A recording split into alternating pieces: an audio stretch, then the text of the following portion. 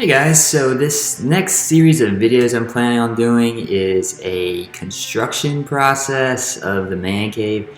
I actually got the idea from a buddy of mine, Yankees Jets fan. Go follow him on Twitter, on Instagram, subscribe to his YouTube channel. I have all that information in the description below. But on National Bobblehead Day, me and him were talking about the cabinets I got from my bobblehead collection. He thought it'd be a cool idea if I, documented the process of putting them in the cabinets, and I kind of expanded the idea and thought, it'd be kind of a cool idea if I, documented the entire process of constructing the Cincy Fan Zone Man Cave. So without any further ado, we're going to start this process, or this series of videos, with the process it took to get the basement, so room I'm currently in, the process it took to get that finished. So let's begin. So when my wife and I bought our house, we did some work to it before we actually moved in. We replaced the carpet, painted a bunch of walls, we did a bunch of stuff inside it, and then we were finally able to move in the last week of February, or that second to last weekend of February, before a couple weeks before the world shut down in 2020. So we were able to get into the house before then, and we used the basement as kind of like a storage unit for all the stuff that we moved into the house and we didn't have time to put in place, if that makes sense. So it was kind of like a big storage area. And initially the basement was finished. When the house was built, it was a finished basement. And this house was built in the 80s, so the carpet was brown and the walls were mint green. A very 80s, old school retro feel. Very ugly by today's standards of what a finished basement looks like. And then once we got moved into the house, we kind of slowed everything with making updates and renovations to the house, because we were in and we had a couple months to go before our wedding. And trying to get married during this pandemic was a wild ride, to say the least. So we put everything on the back burner that had to do with the house for the most part. And then my father-in-law, he's a great guy, very handy, said he was going to help me with renovating this basement to my man cave once we finished it up. He said we're going to do that, try and get that done after our wedding reception, because we actually had to move. We already had the ceremony, but we had to move the reception to another date because of restrictions on how many people could attend and stuff. So we said we're going to do the basement after the wedding reception. So I had some time after we got married to clean the basement out of all the stuff we had jammed in here, and paint the walls, because the walls were mint green, as I said, and it was kind of ugly. So we ended up just using this color we got from Lowe's. It was a shade of gray that we both liked, and it made sense just because we had enough of it left to paint the basement. So that's what I did. There were 3 walls I had to paint. It mainly took 2 coats to get that mint green out of it. I didn't even put primer on it. The gray did a good job covering it. So it was 2 coats of gray paint on the mint green. And I only did 3 walls because the 4th wall, the back wall, that had a leak that the previous owners had fixed. But in order to fix it, they had to tear down that wall and rip up half the brown carpet. So the basement went from being 100% finished to half finished before we bought it. So I did not paint that wall. We actually put up a new wall in its place. But as I said, I painted 3 walls, moved everything out of the basement once the walls were finished, because I didn't move them yet. I was still just pushing things to the side to paint these walls gray. And then once that was finished, I think it was around Labor Day weekend. Oh, actually, that was that entire Labor Day weekend. I spent that entire weekend ripping out the rest of the brown carpet, because God forbid, but if there is a leak again, we didn't want carpet damage or anything. So I ripped out the rest of the brown carpet. And then the ceiling it was that drop down tile ceiling you see in schools, kind of ugly.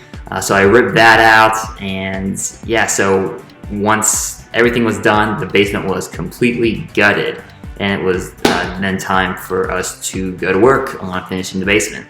So after our reception, we finally got started. I want to say it was maybe October when we actually started finally finishing up the basement. The first thing that we did was replace the ceiling. As I said, I took down those old drop-down tiles from the ceiling.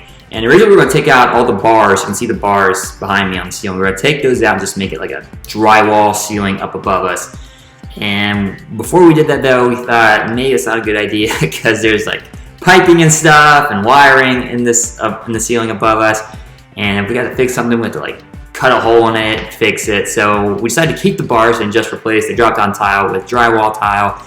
And to do that, we bought my father-in-law and I. We got a bunch of drywall sheets, and I just spent like a week scoring it and then sticking them up into the bars. Pretty easy. Only took a week, and yeah, so it was an easy fix for the ceiling. So next on the to-do list was to fix the wall that was damaged by a leak that they had.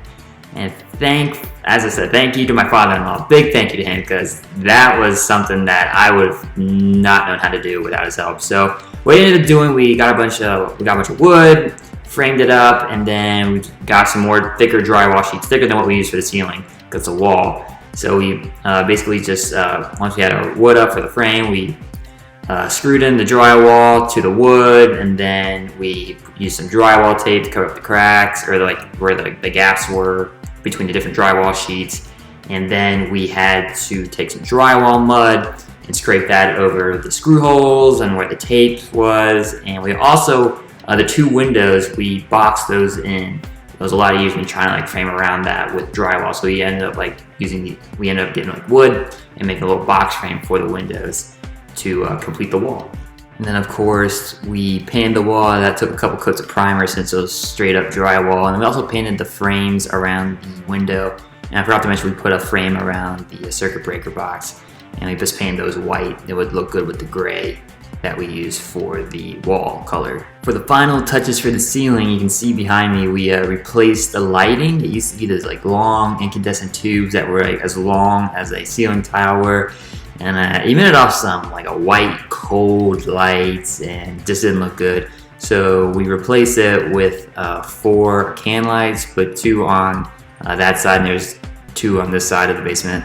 And yeah, so it's a lot brighter, looks a lot better in my opinion than what the incandescent lighting looked like, and just lights the basement up a lot better. You can also see the pole behind me is now covered with drywall. It looks like part of the wall. And it used to just be a metal pole, but that was actually my father-in-law's idea to put that in drywall. That was a really good idea. Looks a lot better in my opinion also.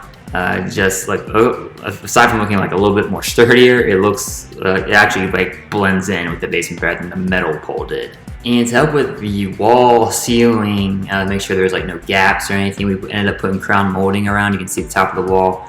There's a bit of crown molding that goes all the way around the room, and it really looks nice. It kind of gives the basement a homier, more complete feel. After the wall and the ceiling was finished, we went to work on the floor, and for this we used, I think it's LVT, luxury vinyl tiling or glue down tile or something like that. It's basically scratch proof, it's waterproof, and it's flexible. And the reason we needed to be a little flexible is because the way the ground settled, the basement floor isn't 100% flat. There's a slight dip. You can't really tell unless you're like looking for it. But there's like a slight dip in just one aspect of it, and we needed something that would like kind of morph to the shape of the floor. So my wife and I went to Home Depot, picked up a bunch of LVT tile boxes, and then this took about a week. It was just like glue, putting down the tile and kind of like smoothing it over. And the finished result looks really, really good. It looks a lot better than what the carpet does, and it looks really good with the walls too. After the flooring was finished, we decided to put in a baseboard around the wall and around the bottom of the wall and the floor to kind of like seal off anything from the bottom if there's a gap between the actual drywall and the floor. And we also used it to box in a gap that was on the left or on one of the sides of the stairs because of just the way the stairs were like put into the wall. So we just used like a baseboard to kind of cover that up and seal that up as well. And it looks really nice. Now the baseboard is in with the walls and against the stairs. And now the basement is a finished basement once again. It was a lot of work, a couple months, but it was worth it. It's gonna make for a great man cave.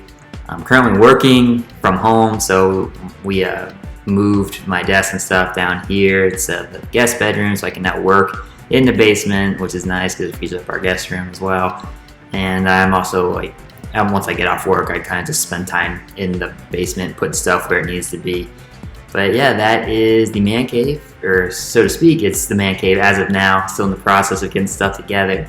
And stay tuned for more of the man cave construction series videos, as I'll be doing these little update videos as I get like more big chunks of constructing the man cave finished. And as always, guys, make sure to give this video a like, subscribe to the channel, check out my website, cincyfanzone.blogspot.com. Give me a follow on Twitter, on Instagram. Those are both at cincyfanzone, and links to both of those are in the description below. And as always, guys, thanks for watching.